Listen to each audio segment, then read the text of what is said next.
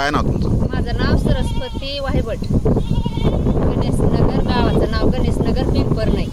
काय नेमकी अडचण तुमची? आम्हाला रस्ता नाही. रस्त्यातून आमचे लेकरं बाळ शिकायला सरी आम्हाला इथं मास्तरी आहे ना. डिलिव्हरीला बाई न्यायची म्हणलं तर आम्हाला रस्ता नाही. रानात जाताना नाही. रातचं यायचं म्हणलं तरी बी नाही. एखादं पेशंट बाहेर काढायचं म्हणलं तरी आम्हाला रस्ता नाही.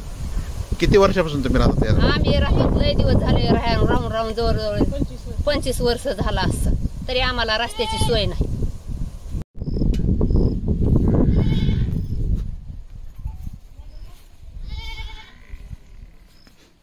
काय नाव तुमचं? कृष्णा वायबट, ग्रामपंचायत सदस्य पिंपरणे, गणेशनगर वस्ती.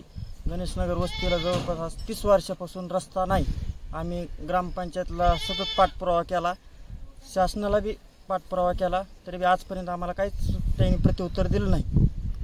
तरी आम्हाला सध्या रस्त्याची अत्यंत गरज आहे.